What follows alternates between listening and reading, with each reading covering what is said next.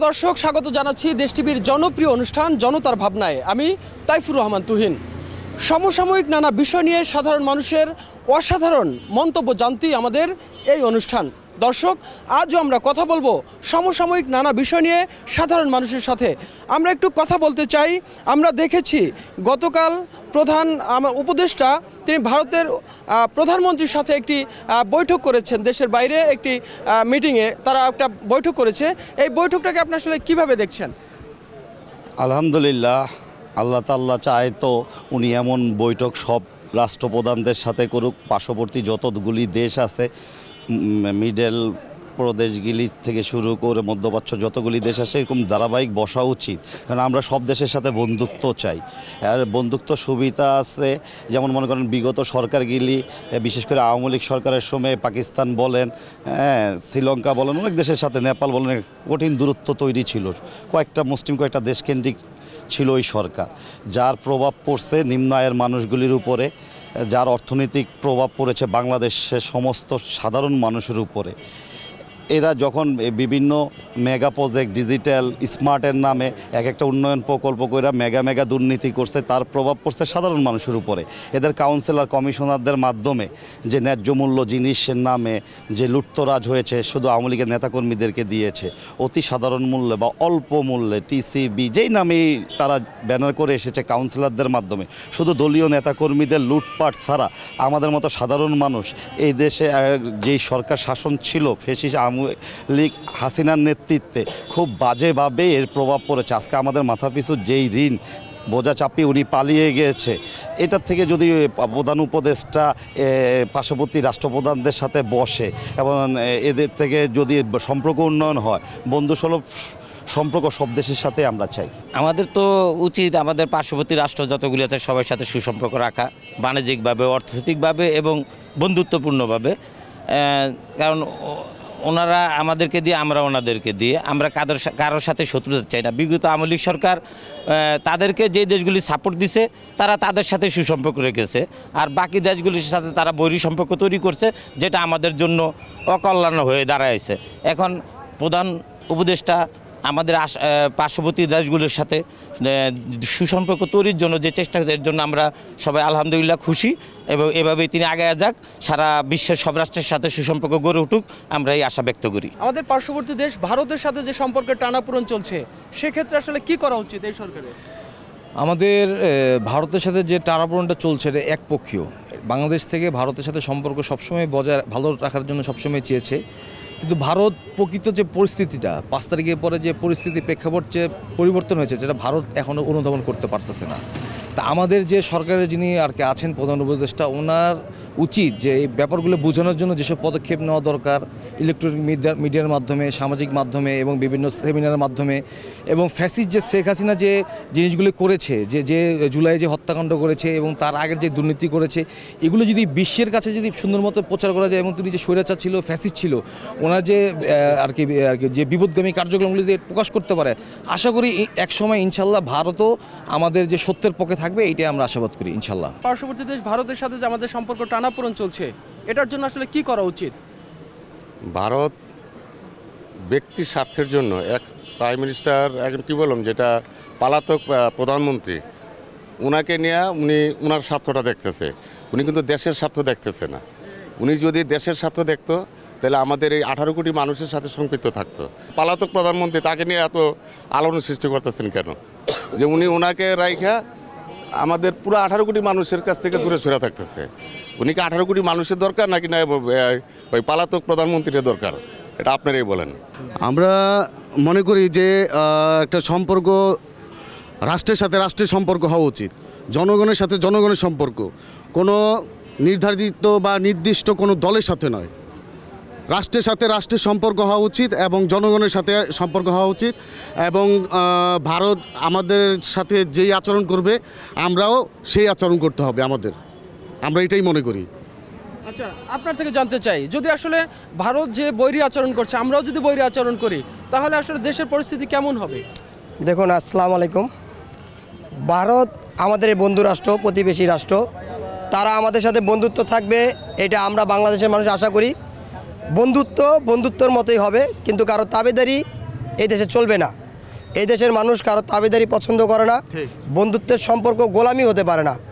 ভারত বাংলাদেশকে যেই চোখে দেখে, খুনি হাসিনা যিনি পালিয়ে গিয়েছেন তার সাথে ভারতের যে সম্পর্ক ছিল সেই সম্পর্কের কারণে এবং হাসিনার চাটুকারিতার কারণে ভারত বাংলাদেশের মানুষকে তাদের নিজস্ব গোলাম হিসেবে মানে ভাবনা শুরু করেছিল, যেটা বাংলাদেশের মানুষ ৭১ সালে স্বাধীনতা অর্জন করেছে।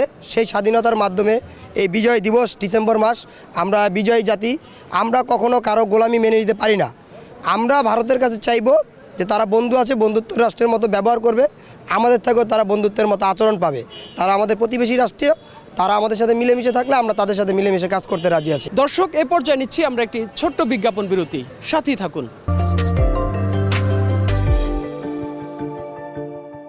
দর্শক, এ পর্যায়ে আমরা জানতে চাই যে আসলে আমরা দেখছি যে প্রতিনিয়তই নানা ধরনের চুরি ছিনতাইয়ের মতো বিভিন্ন সমস্যা এখনও বাংলাদেশে বিদ্যমান রয়েছে। এই বিষয়গুলো নিয়ে আসলে সাধারণ মানুষ কি বলছেন? আমরা দেখছি যে গতকালকেও ছোট ছোট ছেলেরা ডাকাত সেজে ব্যাংক ডাকাতি করছেন, এরকম নানা ধরনের সমস্যাগুলো এখনও বিদ্যমান বাংলাদেশে রয়েছে। এই বিষয়গুলো নিয়ে আপনার মন্তব্য কী? সত্যিকার অর্থে আমাদের জাতিটাকে 47, 52, 71 এবং পরবর্তী 90 এবং এই জুলাই বিপ্লবের মাধ্যমে আমাদের স্বাধীন হয়েছে। তো আমার জাতিটাকে দীর্ঘ সময় ব্রিটিশ থেকে শুরু করে পাকিস্তানি, ভারতীয় দালাল এবং আওয়ামী দুঃশাসনের মাধ্যমে এই দেশটা এতদিন পর্যন্ত চলমান, অনেক পর্যায়ে ওদের দুঃশাসনের জন্য আমাদের মধ্যে কিছু নেগেটিভ ব্লাড ঢুকেছে এবং নেগেটিভ ব্লাডের প্রতিফলন এই কিশোর গ্যাং, এই সন্ত্রাসী, এই চুরি, এই ছিনতাই। আপনারা একটা জিনিস পরিলক্ষিত করবেন, আজ যারা কিশোর গ্যাং চুরি ছিনতাইয়ের সাথে জড়িত এদের বয়স 17 থেকে 25-30-এর মধ্যে। টোটালি আওয়ামী লীগের এই যে খুব খারাপ একটা সময়ের মধ্যে ওদের জন্ম, বেড়ে ওঠা, বড় হওয়া, ওরা এই সরকার থেকে, এই দেশ থেকে পজিটিভ কিছু রিসিভ করে নাই। কারণ পজিটিভ কোনো সমাজ এই সমাজকে পরিচালিতই করে নাই। তো নেগেটিভ সমাজের এই যে আকর্ষিত নেগেটিভ শক্তির আকর্ষণের কারণেই আজকে এই দুঃশাসন, দুর্নীতি মানুষের রক্তে রক্তে ছড়িয়ে পড়েছে। আমরা আশাবাদ ব্যক্ত করব অন্তর্বর্তীকালীন সরকার সুষ্ঠু নির্বাচনের মাধ্যমে, সুষ্ঠু গণতন্ত্রের মাধ্যমে এই দেশটাকে সুন্দরভাবে মুভন করাবে। তাতে আমাদের দেশের সমাজ আবার আগের মতো করে সুন্দর, সুচ্ছল, সুবিধা বঞ্চিত মানুষদের পাশে দাঁড়িয়ে এই সমাজ সুন্দরভাবে বিনির্মিত হবে। আমরা বিগত সরকার আমলে দেখেছি তারা বিভিন্ন বাহিনী তৈরি করেছিল, হেলমেট বাহিনী, চাপাটি বাহিনী বা এরকম বিভিন্ন রকম বাহিনী তৈরি করে এই দেশে সন্ত্রাসের স্বর্গরাজ্য তৈরি করেছিল। তারা যে পরিবেশ তৈরি করেছিল এই দেশে সন্ত্রাস নৈরাজ্যের, এখান থেকে বর্তমান যে প্রজন্মটা যারা এখনই কিশোর গ্যাংয়ের সাথে জড়িত আছে তাদের বয়স সর্বোচ্চ 18 বা 17, অর্থাৎ তারা জন্মলগ্ন থেকে দেখে আসতেছে এই দেশে একটা নৈরাজ্যকর পরিবেশ। তারা আমার পূর্ববর্তী বক্তা যিনি বলে গেলেন, তারা যেটা তাদের বুঝ হওয়ার পর থেকে শিখছে সন্ত্রাস, নৈরাজ্য এবং মানুষের উপর জুলুম, নির্যাতন, এই ধারাবাহিকতাই কিন্তু তারা আসলে ভালো কিছু শিখতে পারে না বিধায় সমাজে বা তাদের ভিতরে ওই জিনিসটা তৈরি হয়েছে, সমাজে এটার প্রভাব পড়ছে। তাই আমি মনে করি বৈষম্য বিরোধী ছাত্র আন্দোলনে 24-এ যে আমাদের দ্বিতীয় স্বাধীনতা অর্জন হয়েছে, এই বৈষম্য বিরোধী আন্দোলনের মাধ্যমে যে সরকার গঠন হয়েছে তারা এবং পরবর্তীতে যে সরকারই আসুক জনগণের ম্যান্ডেট নিয়ে, তারা আগামীতে জনগণের মৌলিক অধিকারগুলো রক্ষায় এই দেশ থেকে সন্ত্রাস ও নৈরাজ্য দূর করবে ইনশাআল্লাহ। অন্তর্বর্তী সরকারের এখান থেকে উত্তোলন করার জন্য প্রথম পদক্ষেপ নেওয়া উচিত যে সাধারণ যে জনগণ তাদের একটা শান্তি শৃঙ্খলা এই স্বৈরাচারী সরকার ছিনিয়ে নিছে এবং এই কিশোর গ্যাং কে জন্ম দিছে, কিশোর গ্যাং তারা তৈরি করছে, তারা এই দেশটাকে জিম্মি করে তারা শাসন করার জন্য, লুটতরাজ করার জন্য ছাত্রলীগ প্লাস কিশোর গ্যাং তাদের সাপোর্ট করার জন্য তারা তৈরি করে নিয়েছে। এখন এটাকে যেহেতু সেটা শিকড় হয়ে গেছে, সেই শিকড়কে উচ্ছেদ করার জন্য আমাদের এই সরকার অবশ্যই একটা আইনগত ব্যবস্থা যদি নিতে যায়। এখন আমাদের আইন দুর্বল, যেহেতু একটা দুর্ঘটনা হয়ে গেছে আমাদের দেশে, তো এখন আমার জনগণকে ওইভাবে সাপোর্ট করতে হবে, প্লাস জনগণ আমাদের পাশে থাকতে হবে। শুধু যে কোনো দলীয় লোক আমাদের বিএনপি বা অন্তর্বর্তী সরকার এটাকে শুধরাতে পারবে এটা আমি ভুল। সবাইকে একত্রিত হয়ে এই স্বৈরাচারী সরকারকে যেভাবে আমরা উচ্ছেদ করছি, আবার আমরা এটাকে নির্মূল করতে হলে আমাদের জনগণ সবাই একত্রিত হয়ে আমাদের এটাকে নির্মূল করা উচিত। এবং সবার পাশে থাকা উচিত আমাদের। প্রথমে আমরা বলবো যে এই জুলাই বিপ্লবের কারণে এই সমাজে যত ধরনের অপকর্ম ছিল, স্বৈরাচারী শেখ হাসিনা সরকারের যেই দুর্ঘটনা, এই দুর্ঘটনার কারণে যত ধরনের অপকর্মগুলো বাংলাদেশে তৈরি হয়েছিল, যারা বর্তমানে যে প্রশাসনের যে দুর্বলতা, এই দুর্বলতার কারণে এখনও প্রশাসন এটা কাটিয়ে উঠতে পারেনি। সেজন্য এই সুযোগটাকে তারা বাংলাদেশে বা ঢাকা শহরের বিভিন্ন এলাকায় এই অপকর্মগুলো এখনও চলে আসতেছে। তো তাদের প্রশাসনের যেই ইগুলো রয়েছে, প্রশাসনের যে দুর্বলতা রয়েছে, এই দুর্বলতার সুযোগটা তারা কাজে লাগাচ্ছে। এইখান থেকে আসলে উঠানোর জন্য যে আমাদের যে প্রশাসনিক লোক যারা আছে, প্রশাসনিক লোক তারা ন্যায়পরায়ণতার দিক থেকে তারা সৎভাবে যে সঠিক বিচার, যে কোনো দল ভেদাভেদ না করে তারা ন্যায় বিচারের দিকে যদি আগায়, তারা তাদের প্রশাসনিক যে কাজগুলো আছে সেই কাজগুলো নিয়ে যদি আগায়, তাহলে ইনশাল্লাহ বাংলাদেশে একটা সুষ্ঠু বাহিনী পাবে। যুব সমাজ যারা আছে তারা যদি খেলাধুলার দিকে আগায়, বিভিন্ন মাঠ আছে, যে এলাকা ভিত্তিক যে মাঠগুলো আছে, মাঠগুলোকে সঠিক ব্যবহার করা। অনেক সময় অনেক মাঠে দেখা যায় যে মাঠের সাইডে বা কোনায় কানায় ছেলেপেলেরা যে মাদকাসক্ত হচ্ছে, আর ওই মাঠগুলো যদি আমরা মানে ওই খেলার উপযোগী করে তুলি, হ্যাঁ খেলার উপযোগী করে তুলি, সবাই একসাথে মিলেমিশে খেলাধুলার যে বিষয়টা, ওই বিষয়টা, আর যুব সমাজ যারা আছে, যারা পথভ্রষ্ট, তাদেরকে যদি আমরা খেলার দিকে আহ্বান করি, তাহলে ইনশাল্লাহ আমাদের যুব সমাজও আগাবে, আমাদের যুব সমাজ থেকে মাদকটা থেকে দূরে থাকবে। 17টি বছর স্বৈরাচার এবং তার দোসর বাহিনী যেভাবে অর্থ আত্মসাৎ, দুর্নীতি এবং ইয়াং জেনারেশনকে মাদক থেকে শুরু করে বিভিন্ন বাজে কাজে লিপ্ত করাতে যে সিন্ডিকেট তৈরি হয়েছে বাংলাদেশে, সেই সিন্ডিকেট কিন্তু এখনও নির্মূল হয়নি। মাত্র একটা গভর্নমেন্ট তত্ত্বাবধায়ক সরকার, অন্তর্বর্তী সরকার মাত্র বসছে দায়িত্ব নিয়ে। আমরা যারা আছি সমাজে দায়িত্বশীল ব্যক্তিবর্গ এবং প্রশাসন থেকে যারা সমাজকে ভালোবাসে, দেশকে ভালোবাসে, বাংলাদেশকে ভালোবাসে, সবাই ঐক্যবদ্ধভাবে যদি এই যে ইয়াং জেনারেশনটা যারা বিভিন্ন নেশা থেকে শুরু করে বিভিন্ন জায়গায় আসক্ত হয়ে গিয়েছে, তাদেরকে যদি আমরা খেলাধুলা, পড়ালেখা, বিভিন্ন অনুষ্ঠানে অন্তর্ভুক্ত করতে পারি এবং তাদেরকে যেন দেশপ্রেম এবং মানুষের প্রতি মানুষের যে ভালোবাসা, এইটার ভিতরে যদি নিয়ে এসে কর্মসংস্থানে উদ্বুদ্ধ করতে পারি, আশা করি এই যে সিচুয়েশনগুলো পরিবর্তন আসবে ইনশাআল্লাহ। বাংলাদেশকে নিয়ে এখনও নানা ধরনের ষড়যন্ত্র চলছে, এখনও নানা ধরনের নৈরাজ্যকর পরিস্থিতি এখনও বাংলাদেশে বিরাজ করছে। এখান থেকে আসলে উত্তরণের জন্য কি করা উচিত? বিসমিল্লাহির রহমানির রহিম।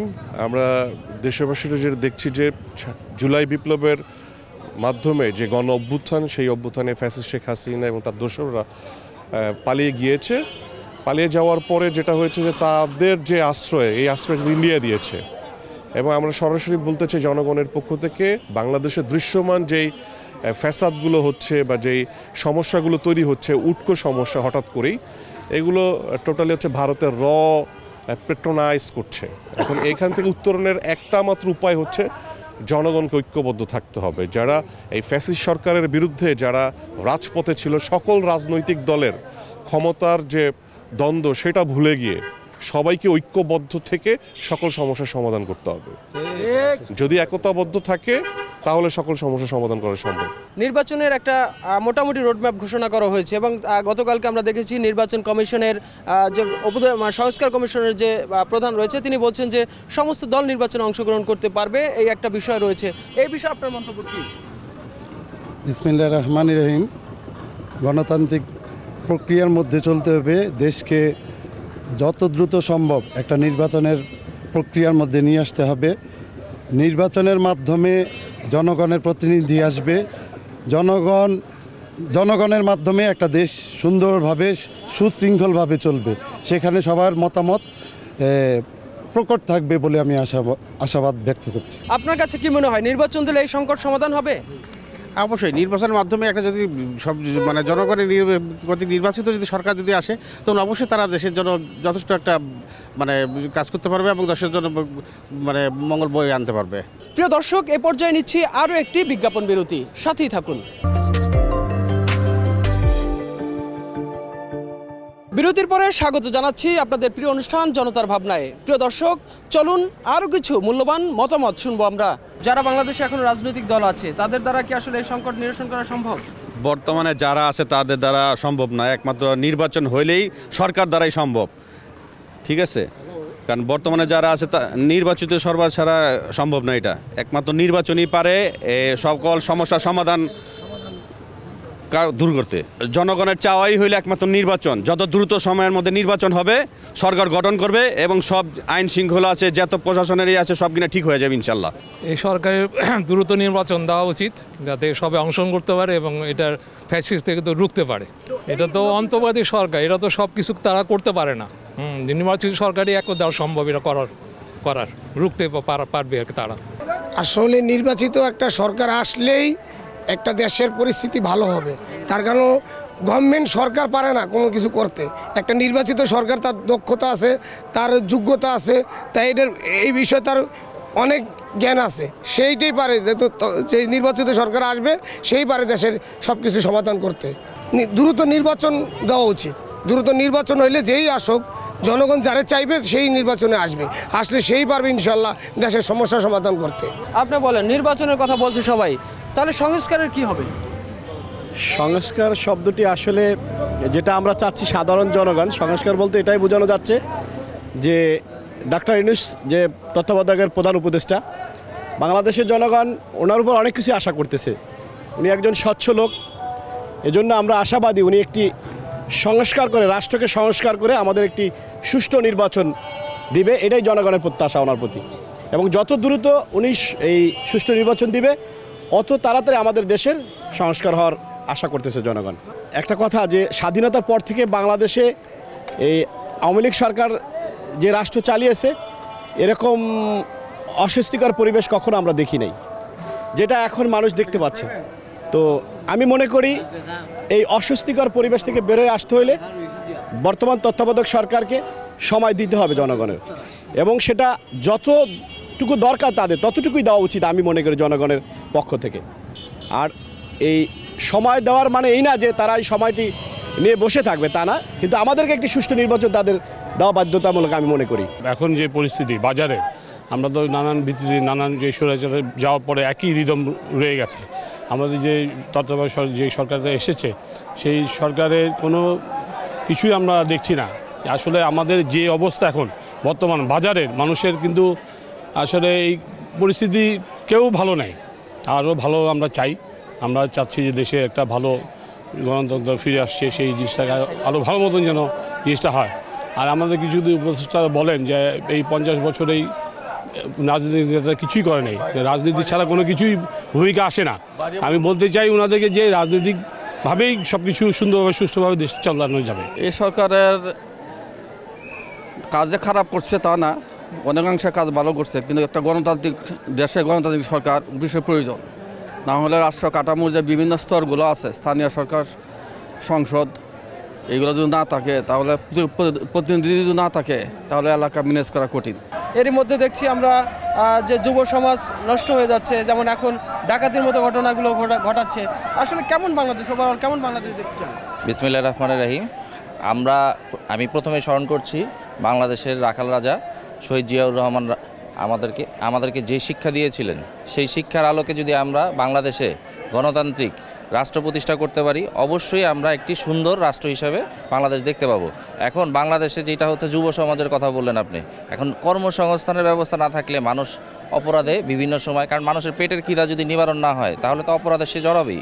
তো এখন আমাদের প্রথম দরকার হচ্ছে কর্মসংস্থানের। তারপরের বিষয় হচ্ছে দ্রব্যমূল্য নিয়ন্ত্রণ। আওয়ামী লীগ সরকার যেভাবে দ্রব্যমূল্য তারা একটা সিন্ডিকেট করে রাখছে, তো তারা বিভিন্ন সময় আমরা দেখতেছি আনসার লীগ হিসাবে, বিভিন্ন লীগ হিসাবে, তারা রিক্সা লীগ হয়ে বিভিন্নভাবে তারা বিভিন্ন রূপ ধারণ করে মাঠে নামার চেষ্টা করতেছে।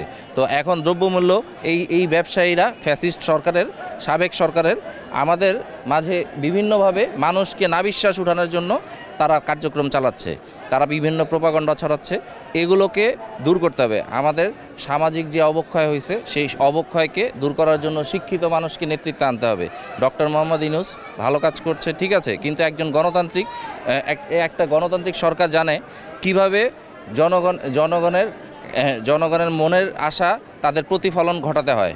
তো এখন উনি হয়তোবা ওনার জায়গা থেকে উনি ঠিক আছেন, তবে একটা বিষয় যেটা হচ্ছে কি, ওনার জনগণের কাছে দায়বদ্ধতাটা হয়তোবা নাই, কিন্তু ভবিষ্যতে যদি একটা গণতান্ত্রিক সরকার প্রতিষ্ঠা হয়, সেই দায়বদ্ধতা থেকে গণতান্ত্রিক সরকার জনগণের আশার প্রতিফলন ঘটাবে ইনশাল্লাহ। দেশ যেভাবে পরিচালিত হচ্ছিল, এখন হলো একটা নতুন সরকার হলো উপদেষ্টাগণ মিলে যে সরকার হলো তৈরি করছে সেটা আপাতত দৃষ্টিতে হলো ভালো, আগে সরকারের থেকে ভালো, কিন্তু আমরা চাই স্বাধীন সরকার। কোনো উপদেষ্টার আন্ডারে আমরা থাকতে চাই না। তারা যেভাবে সরকারটা পরিচালনা করছে সংসদের মাধ্যমে নয়, তারা পরিচালনা করছে একটা হলো সাময়িক কয়েকজন হলো সংখ্যক হলো উপদেষ্টার মাধ্যমে, সেটা জনগণ মেনে নিতে পারতেছে না। আপাতত আমরা চাচ্ছি একটা হলো আর নির্বাচিত সরকার। গত সরকারের সময় শিক্ষা ব্যবস্থার কি অবস্থা ছিল, সামনে কেমন দেখতে চান?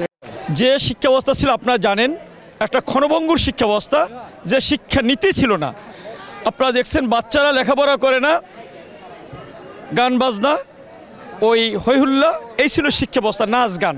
কিন্তু আসলে এটা কোনো শিক্ষা ব্যবস্থা নয়। আমরা সেই শিক্ষা ব্যবস্থা দেখতে চাই যে শিক্ষা ব্যবস্থা শিক্ষার্থীরা শিখবে, পাঠদান করবে এবং সেই পাঠের মধ্যে দিয়ে শিক্ষিতের যথার্থ মানুষ হবে। এই ধরনের শিক্ষা ব্যবস্থা আমরা বর্তমানে দেখতে চাই।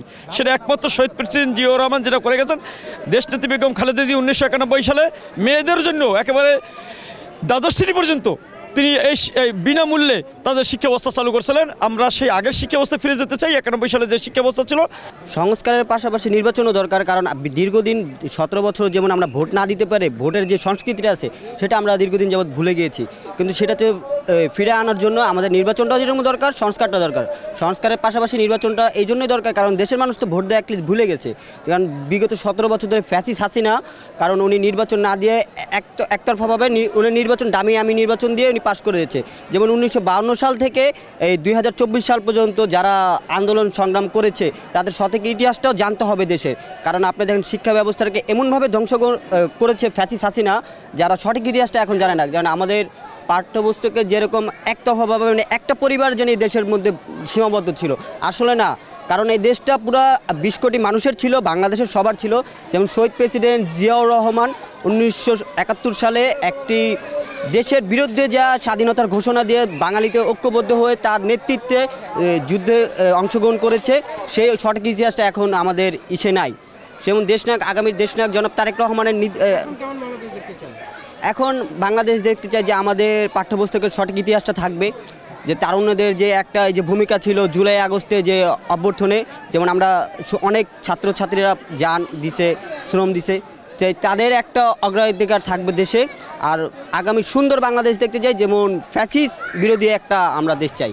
বাংলাদেশে আমরা চাই শান্তি, যে শান্তিটা হয়েছে ধর্ম বর্ণ নির্বিশেষে, যেন আমরা কোনো হিন্দু এবং মুসলমান এভাবে কারো ভিতরে কোনো ভেদাভেদ না রেখে আমরা যেন শান্তি বজায় এই দেশে ফিরে আনতে পারি।